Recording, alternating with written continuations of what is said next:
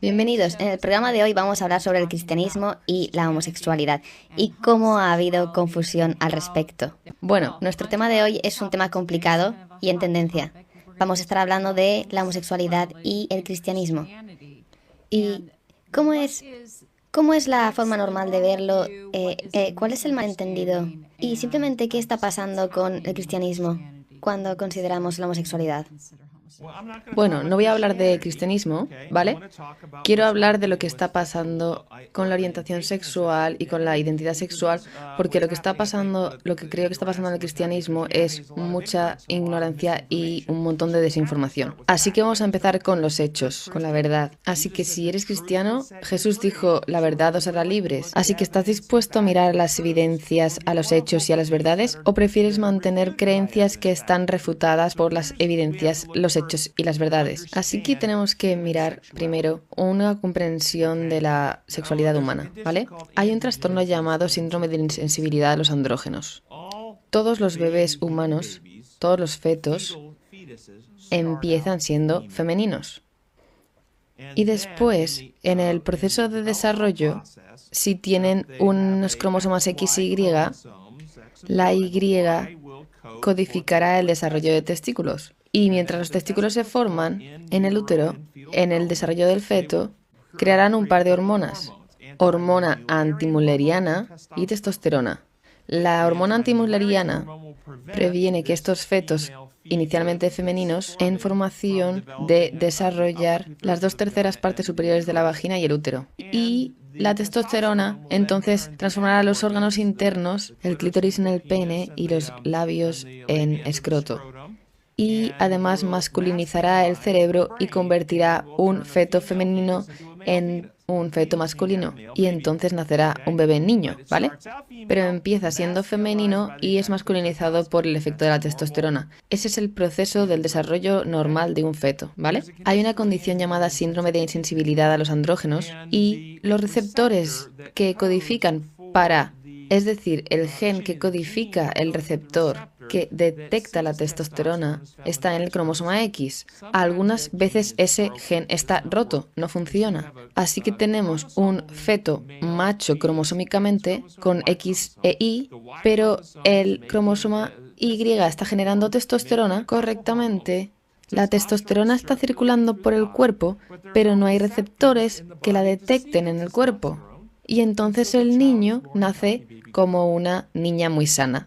Aunque cromosómicamente es macho y tiene 2 testículos, están atascados en el interior del cuerpo porque los órganos internos no han sido masculinizados. No hay un escroto para que se alojen y son nacidas como chicas sanas. Con un certificado de nacimiento crecen como chicas y entonces en la adolescencia, cuando no tienen la menstruación, van al doctor. Los doctores han sido formados para identificar esta condición, no es súper común, pero común suficiente, y entonces reconocen lo que está pasando y entonces son intervenidas quirúrgicamente para retirar los testículos porque si no se vuelven cancerosos y les ponen estrógenos y ellas viven sus vidas como mujeres. Todos los gobiernos del mundo las reconocen como mujeres y pueden casarse con hombres, aunque cromosómicamente son hombres. En su orientación, en su pensamiento, en su identidad son mujeres, ¿vale? En 1998, revistas médicas reportaron una mujer llamada Jane. Con 52 años necesitaba un trasplante de órganos porque tenía un fallo en los órganos. Y cuando sus hijos fueron testeados para ver si eran compatibles, algo increíble pasó. Los hijos que ella había tenido con su único marido a través de concepción natural y a los que ella misma había dado a luz, resultaron no ser sus hijos. Entonces, ¿escuchasteis lo que dije? Los niños que ella había tenido a través de concepción natural y los niños resultaron ser hijos del marido. Así que eran hijos del marido, ¿vale? Por lo que no les habían cambiado los hijos al nacer, Ajá, ¿vale? vale, sí. Porque resultaron ser hijos del marido y ella era la que les había dado a luz. Pero ellos no eran sus hijos. Y entonces estaban muy sorprendidos hasta que empezaron a hacer pruebas en el resto de miembros de la familia. Y entonces descubrieron que En los test genéticos, todos los hijos estaban relacionados con sus hermanos y hermanas, así que ellos sabían que biológicamente estaban relacionados con la madre, solo que no eran detectados como suyos. Entonces empezaron a investigar diferentes tejidos y entonces descubrieron que Jane era una quimera. ¿Qué es quimerismo? Bueno, creo que todo el mundo conoce gemelos idénticos cuando tienes un óvulo que es fertilizado y ese óvulo único se divide en dos y tenemos gemelos idénticos. Mismo ADN. Los mellizos es cuando tú tienes dos óvulos separados que están en el mismo ciclo, los dos son fertilizados y son como gemelos pero no idénticos, son mellizos. Una quimera es cuando tú tienes dos óvulos, vas a tener mellizos, los dos son fertilizados y se supone que deberías tener mellizos, pero entonces en el desarrollo cigomático temprano se fusionan en una persona. Así que tienes un hijo que nace pero con dos líneas celulares. Algunas de las células del cuerpo son de uno y otras células del cuerpo son del otro. Y esta persona particular, Jane, era ella misma, pero sus órganos reproductivos eran de su hermana melliza. Vale. Y ha habido casos en los que una mujer y un hombre, hermanos mellizos, son fusionados en una persona. Entonces, ¿qué pasa cuando el cerebro es de una mujer o viceversa? ¿Entendéis a dónde voy? Vale. Entonces, hay muchos casos de este tipo de cosas pasando. Y además están los marcadores epigenéticos. Hablamos de esto en el anterior capítulo. Son marcadores que le dicen a los genes cómo representar el ADN. Hay una variación de los niveles de testosterona en los cuerpos de las mujeres. Algunas mujeres lo tienen más alto y otras lo tienen más bajo. Y durante el embarazo, el cerebro de un feto femenino tiene marcadores epigenéticos que previenen o protegen al cerebro de masculinizarse por la testosterona, si la madre tiene altos niveles de testosterona. Y los fetos masculinos tienen receptores de la testosterona que los hacen más sensitivos a la masculinización por medio de ella. A veces esos marcadores epigenéticos no funcionan correctamente, ¿vale? Entonces tenemos un cerebro femenino con marcadores epigenéticos que en vez de resistir la testosterona, eligen ser más sensibles a la testosterona, o cerebros masculinos que resisten la testosterona, ¿vale? Así que tenemos muchos factores involucrados en todo ello. La Biblia nos enseña que toda la naturaleza gime bajo el pecado. Lo que significa eso es que hay variaciones biológicas y genéticas en la naturaleza que no eran parte del plan original de Dios, ¿vale? Pero eso no significa que sean pecado. Por ejemplo, algunas personas nacen estériles.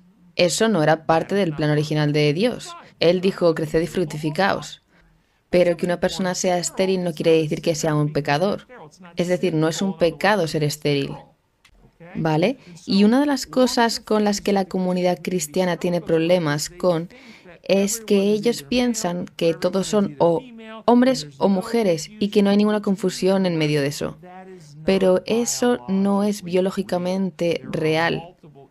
Hay muchas variaciones intersexuales. Tenemos quimerismo, tenemos síndrome de insensibilidad a los andrógenos y un montón de otras condiciones que no he explicado.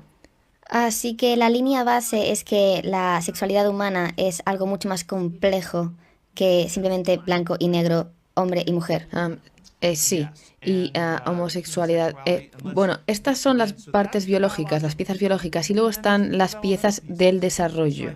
Así que voy a contar otro caso de una chica joven que vino a verme a la consulta y me dijo que se consideraba bisexual, pero que solía ser lesbiana, pero ahora era bisexual. Y cuando revisé su historia infantil, había sido abusado sexualmente por su padre, no en una forma abusiva y amenazante. Él la había seducido en un modo romántico, comprándole cosas especiales, vestidos especiales, y esta especie de pseudo relación de amor que había desarrollado porque se sentía enamorada en su momento de desarrollo, estaba deseosa y abierta a participar en esta perversa relación, pero ella era una niña, no era su culpa, obviamente, y esto le provocó una confusión de identidad. Su capacidad para amar fue confundida con activación sexual. Y cuando ella fue al instituto, a un internado, ella amó a su compañera de habitación, la sedujo y se acostó con ella y pensó que era una lesbiana. Lo mismo le pasó en la universidad y luego tuvo un compañero de estudios, ella lo amó, se acostó con él y pensó que era bisexual. Y cuando ella vino a verme, ella estaba casada, tenía un hijo y se consideraba bisexual. Yo nunca lidio con las preguntas de identidad sexual que tienen. Yo solo lidio con sus problemas de trauma. Y nosotros resolvemos los problemas de trauma. Y un día en terapia ella me dijo, ¿sabes? No he sido capaz de intimar con nadie con quien no me haya acostado. Y yo le dije, ¿y qué pasa con nosotros? Porque en terapia tú abres tu alma. Y ella me había contado cosas que no le había contado a nadie. Y ella se quedó paralizada, simplemente pensando. Por 15 minutos, simplemente procesando. Simplemente procesando. Ella volvió a nuestra cita 2 semanas después y me dijo, yo nunca había tratado su problema de identidad sexual porque no pensaba que era un problema, pero ella me dijo, no soy lesbiana, no soy bisexual, soy heterosexual. Su caso demuestra que ella era biológicamente heterosexual, pero que tras un evento traumático y abusivo, esto le causó problemas en la identidad y confusión. Y entonces, cuando lidiamos con sus problemas traumáticos, ella se dio cuenta de su verdadero yo.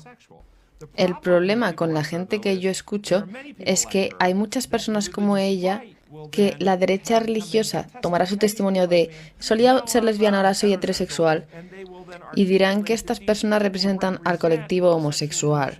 Y entonces si los pones en algún tipo de terapia conseguirás curarlos. Pero es que esto es un fraude, esto no es verdad.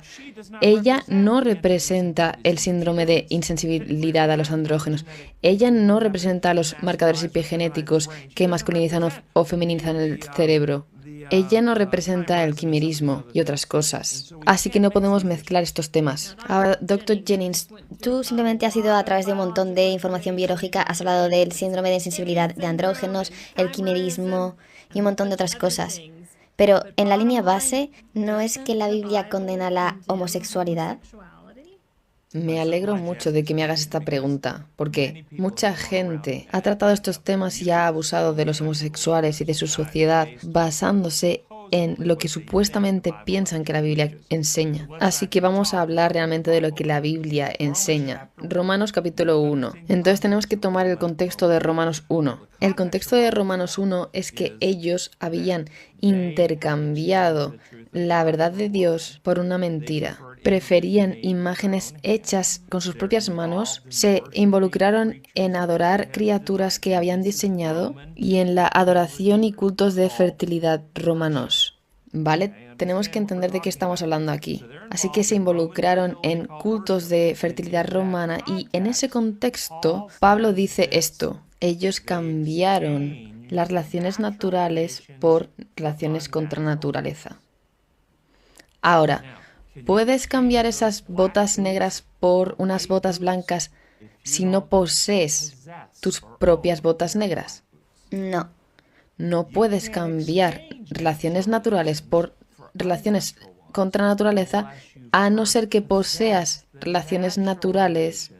Pablo no está hablando, y la Biblia es silenciosa, en las personas que tienen diferencias biológicas que les causan condiciones de identidad sexual diferentes a las heterosexuales. La Biblia calla en este tema. Entonces, ¿qué condena la Biblia? La Biblia condena personas que tienen una clara y inequívoca identidad heterosexual y se involucren en cultos de infertilidad pagana, degradando sus deseos naturales y cambiándolos e inflamándose en lujuria con el mismo sexo. Más evidencias para esto.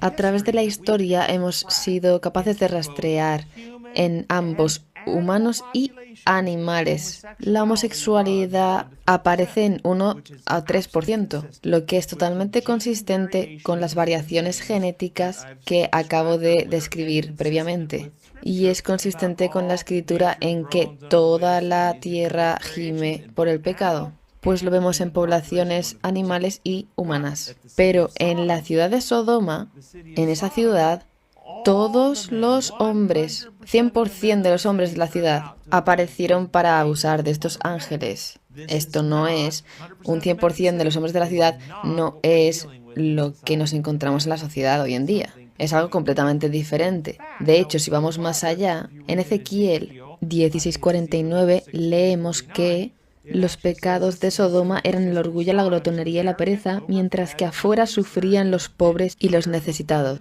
¿Vale?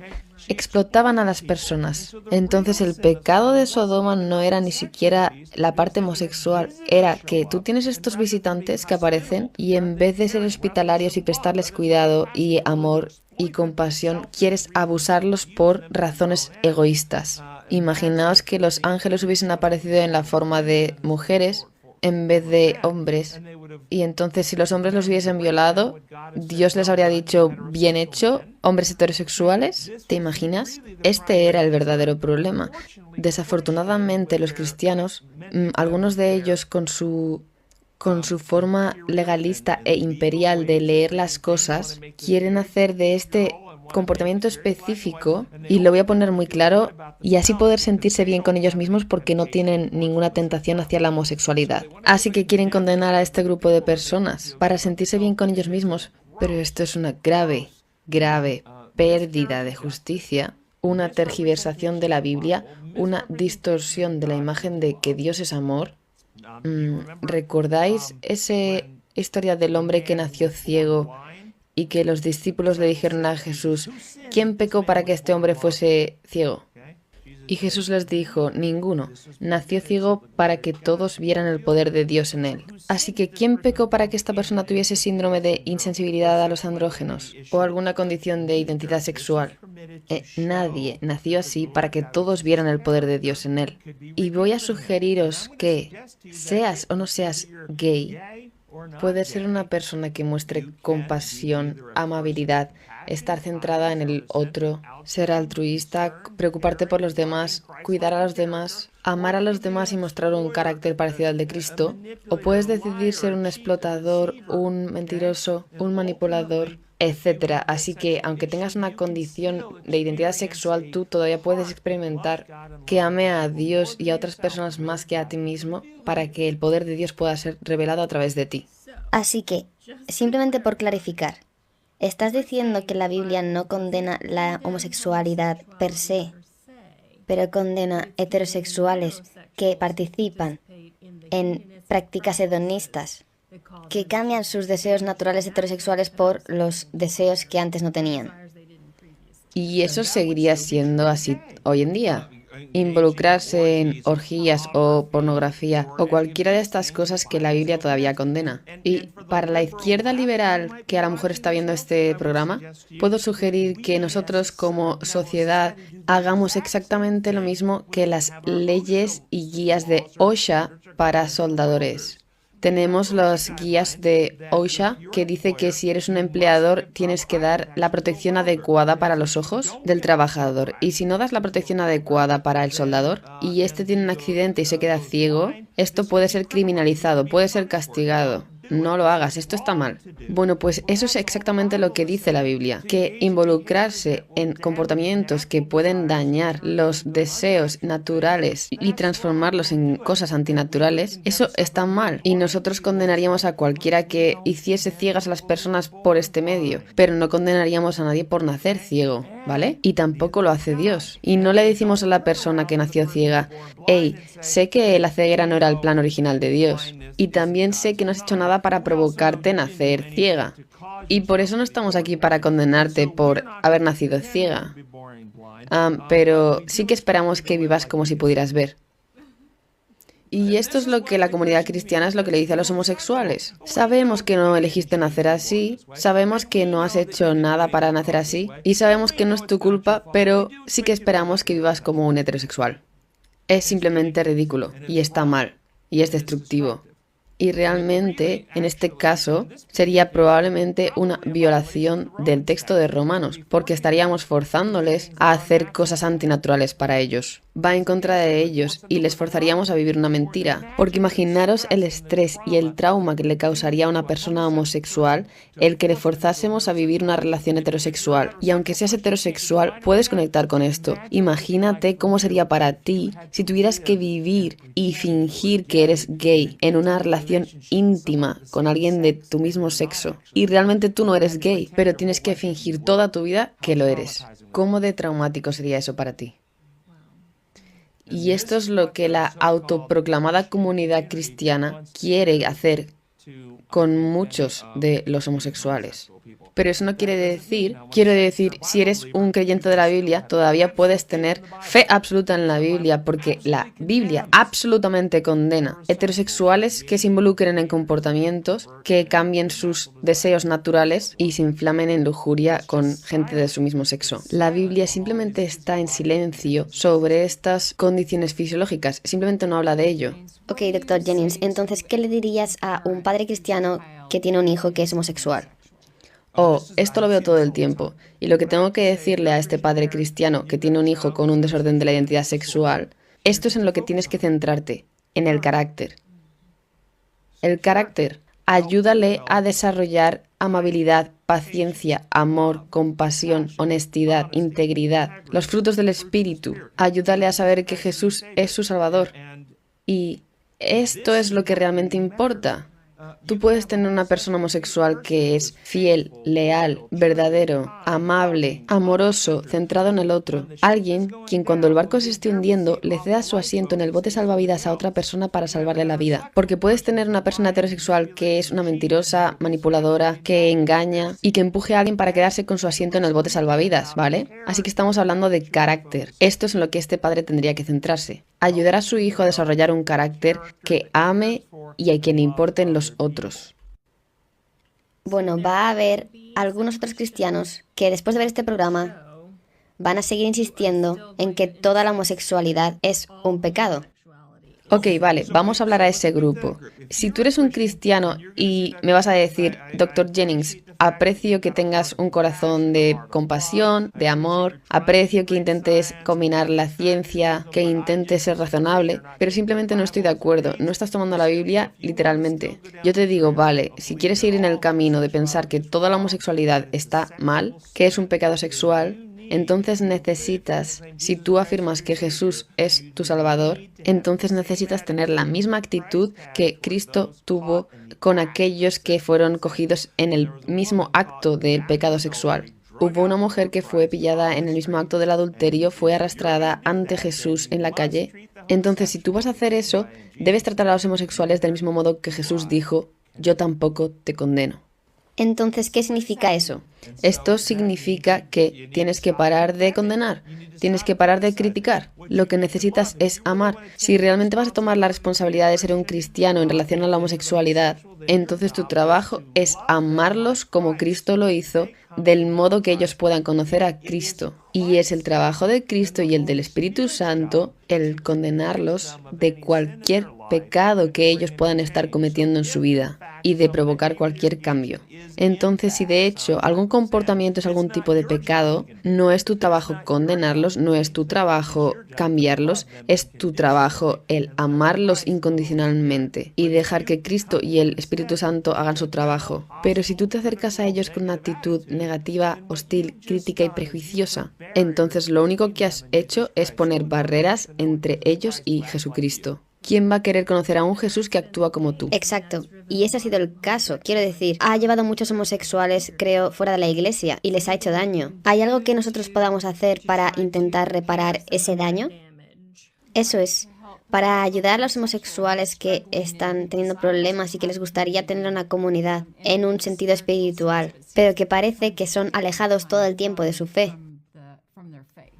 Sí, creo que deberíamos mandarles un mensaje a ellos y decirles que el foco está en el carácter. Y si quieres llevarlo al siguiente nivel, yo le digo a algunas personas que tomen algunas ideas para pensar. Las personas que le preguntaron a Cristo, ¿sabéis qué va a pasar con la mujer que se casó con esos 7 hermanos cuando vaya al cielo? Sobre casarse y darse en matrimonio. Esa es la cuestión. Y Jesús les dijo, ni siquiera sabéis de qué estáis hablando, porque en el cielo seremos como los ángeles, ni nos casaremos ni nos daremos en casamiento. pasado. Así que quizá deberías considerar que toda esta cuestión de la homosexualidad es algo que está pasando solamente ahora y que después se evaporará porque al final todo desaparecerá de todas formas. Esta pregunta entonces es una distracción porque el problema real es, ¿has renovado tu corazón para tener un carácter como el de Jesús? Esa es la cuestión, el desarrollo del carácter, no la identidad sexual. Ese al final no es el problema. Así que no debemos focalizarnos en un único acto o actos. Tenemos que volver a los principios de la ley diseñada, leyes de libertad. Leyes de amor, leyes de verdad, desarrollar un carácter como el de Jesús, ser compasivo, amoroso, centrarnos en los otros, no ser prejuiciosos. El problema aquí es que los dos lados del debate político en este tema están practicando métodos erróneos. Ambos lados, uno porque condena, es crítico y hostil, quieren tomar el control del gobierno, quitar leyes para hacer cosas ilegales, mientras que el otro lado tiene protestas, disturbios. También quieren leyes. Rompen ventanas, quieren agarrar todas las leyes y forzar a otras personas a actuar como ellos. Así que están luchando por esto de un modo autoritario para coaccionar y presionar a las personas de los dos lados para convencerles de que lo que ellos piensan es lo correcto, en vez de utilizar el principio básico del amor, que es el que presenta la verdad en el amor y respeta la libertad de las personas. Y decir, está bien, no tienes por qué ver las cosas del modo en que yo las veo, te voy a amar igualmente y no voy a intentar meterme en tu vida hasta que vivas tu vida del modo en el que yo vivo la mía, sino que voy a respetarte de todos modos. Ese es el principio y nuestra sociedad se está degradando a sí misma en estas dos facciones que se están enfrentando constantemente y en la guerra en la que el amor queda totalmente apartado. Necesitamos volver a una sociedad en la que podamos amarnos unos a otros y respetarnos, aunque tengamos opiniones muy diferentes. Increíble. Información revolucionaria. Hay un capítulo completo sobre este tema en el libro del Dr. Jennings, The God-Shaped Heart, donde puedes encontrar más información al respecto. Puedes conseguir el libro en su página web, kenjenningsmd.com. Agradecemos que te hayas unido a este programa de hoy y esperamos que te unas a nosotros en el próximo programa.